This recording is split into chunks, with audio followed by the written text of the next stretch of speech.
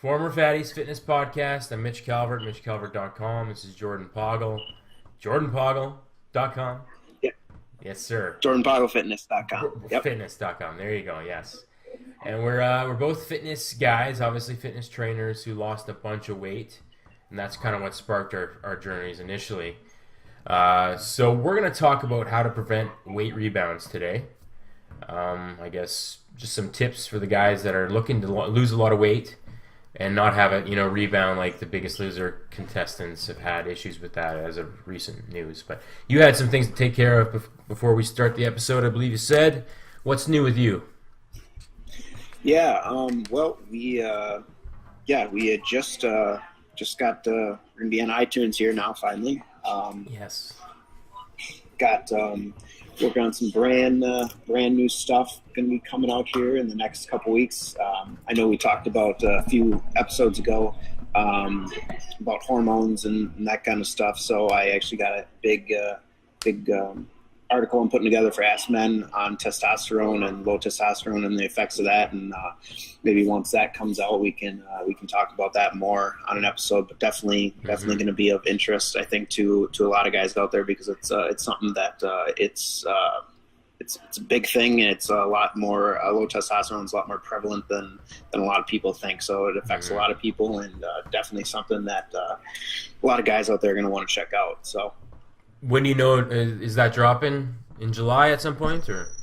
It's going to be dropping in July at some point. I'm just finishing it up now. Going to be submitting it next week. So whenever they decide to post it after that, I'm guessing a few weeks later. So we'll definitely keep everybody in the loop about that. Perfect. Yeah, and I know I got you to submit a chest exercise for me for my top 10 list for Ask Men. That's hoping to drop in July with them as well. My deadline's July 5th, so at some point in July they're planning to post it out, right? So I'm still working on that. Right. It's a bit of a monster, 3,000 words, so taking a lot more effort same with mine than I expected. Right. Yeah. But we're getting there. So. Very good. I think that about does it. We want to get into the nuts and bolts of this. So I guess my first tip for preventing a weight rebound is to kind of focus on at least maintaining lean body mass as you diet down, ideally focusing on building some too, right? Because the mistake I made when I first lost the 60 pounds was just running myself into the ground, like literally running and not really focusing on the muscle building as much. So I had to kind of work backwards after that to put lean body mass back on. So that would be my first tip, is really try not to rush the weight loss on the scale. Build muscle while you do it, because muscle has so many benefits, metabolism and just general health. So right, yeah, and I think a lot of people kind of make that mistake, and they say they want to lose weight, but in reality they want to focus on losing fat, and you want to maintain that lean mass as much as possible. Just because it keeps your metabolism higher, and it makes, as you diet down, you get to still keep eating more calories than you would if you start losing that lean body mass as well. Exactly. Good stuff. So I guess yeah, go ahead. Do one of mine. I think that one of the biggest mistakes, I guess not necessarily mistakes people make, but once they hit their goal, they're kind of like, now what? Now what do I do? And the reason I think a lot of people rebound is because they think, okay, I lost this weight. Now I'm just going to go back to doing what I did before. And really, you can't do that, obviously.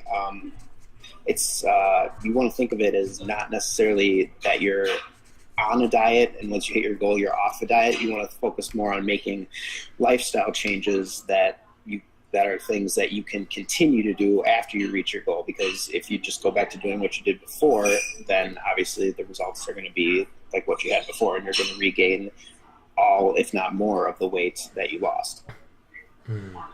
Yeah, that's a really good point, and that's really a mindset shift too, right? To not just be focused on this end goal, but to make it a sustainable change, a healthy change, a good change. It takes getting your head wrapped around that, right?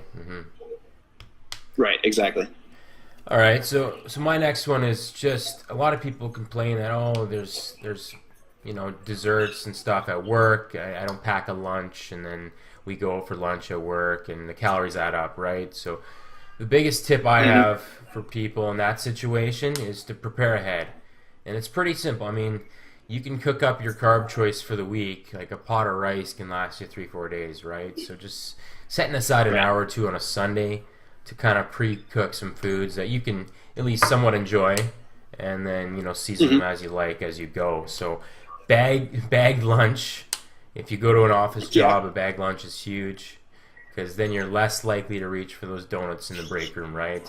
So I think it's a really simple tip, but it's a pretty important one for a lot of people that tend to neglect the eating part of things, and that's so important. For sure, for sure. I guess my next one would be that you know, a lot of people, when they want to lose weight, and they want to lose weight now, but really, and studies have shown and backed this up, that slow and steady weight loss is much better for maintenance than, you know, rapid, you know, I want to lose this all, you know, in 3 weeks or whatever type weight loss. So it kind of goes back to that point earlier. We were talking about that, you know, if you want to maintain that lean muscle mass, you're going to have to, you know, temper your expectations on weight loss, and, you know, focus on losing the weight slow and steady. You know, I always like to tell my clients, you know, for the average person, about 1 to 2 pounds per week is about the most amount of fat you can expect to lose without starting to tap into that lean muscle mass. You know, if you have more fat to lose, obviously it's going to be higher. If you have less fat, it's going to be lower. But just focusing on, you know, might not be sexy or fun, but slow and steady wins the race. And when you think about it, over the course of a year, if you lost a pound a week, that's 52 pounds in a year. And if it takes you a year out of your life to lose that much weight, you know, in the grand scheme of things, that's really not that long. So, and plus it also gives your body a chance to adapt and make it easier for your body to want to maintain that new weight as well. Right. So yeah, slow and steady wins the race, as they say. Absolutely. And ideally, you're adding a bit of lean body mass when you do that, right? So the scale weight is reflected in that too. Especially if you're a newbie, you could gain realistically 10 pounds of muscle in a year. Yeah, very good. So the other tip I have 1 or 2 more, I guess, at this point. But the one other one is to find a type of exercise you enjoy that you can realistically do long term, right? I mean, obviously for us, it's resistance training. We really enjoy lifting weights, so that's probably the ideal scenario for most guys. But you may not be that type, and that's okay. So if it's swimming, if it's playing a sport, something that you can do weekly and not have the habit fall off, right? So that keeps you consistent in a routine, and it's pretty much scheduled into your weekly calendar like your job is. So if you can get to a point with exercise that it's a habit, it's not a chore to go and do, then you're going to be far more successful than the guy that hammers out a 2-month stretch of a ton of workouts, but then just burns out and quits, right? So that's a key one. Yeah, and that's really, you said it right there, habit. That's really the key to whether it be your training program, your diet, or whatever. It's just building those habits, and it's going to be tough at first, but you know, once you have those habits in place, it becomes a lot easier. And, you know, the more consistent you are, the more results you're going to see, and that makes it even easier as you go. So yeah, definitely habits are key. All right. My last tip would be for those people who are either, you know, tracking macros or calories, would be, you know, once you hit your weight goal or your body composition goal, you know, at the end of your diet or your cut, would be to implement a reverse diet. And for people who aren't aware of what reverse diet is, it's basically exactly what it sounds like. It's, instead of, you know, cutting calories out to lose weight, you are going to slowly and incrementally increase your calories in order to build back up your metabolic rate and, you know, allow yourself to eat more calories without gaining weight. And that's the reason you do it slowly. So maybe each week, you know, you're adding 50 calories back into your diet, depending on kind of where you're at, and, you know, slowly, just like if you were dieting down over the course of 12, 16 weeks, gradually add calories back in and build up your metabolism. And by the end, you'll be eating, 400 or 500 more calories than you were at the end of your diet, but you're still, lean, you're still at your goal weight. And that's a great way to help build your metabolism back up and get back up to your maintenance level without, spiking your weight up too. Yeah, that's great. I actually had reverse dieting on here, but you explained it better than I did. So, good, And I one. wrote an article about it for Oh, okay. Bro. I can put that in the show links too, so people can check that out. Yeah, that's a great idea. Okay, yeah. So just a real quick last point here is I know some people with big appetites tend to have their cheat meals be pretty epic, right?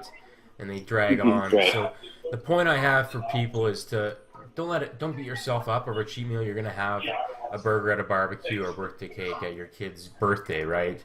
But don't let that cascade into like 3 days, just an all-out binge and fall off the rails. Just got to get back on the horse the very next day. That's the important cue there, and just be consistent, right? So. Right, exactly. People, one day is not going to hurt you. You're not going to lose 10 pounds in one day. You're not going to gain it back in one day either. So it's just important to take the mindset of one day at a time. One day doesn't make or break your diet. It's really what it comes down to. It's just remembering that and being able to tell yourself that over and over again. Exactly. Good stuff. Well, I think we're pretty much wrapped up here for this episode. We're now on iTunes, so please subscribe there, leave a comment, review. That'd be awesome for us. Much appreciated. But if you had any other points, Jordan, please feel free. Otherwise, we'll let these people go. Nope, I think that's good. We'll see you guys again next week. Absolutely. Talk soon.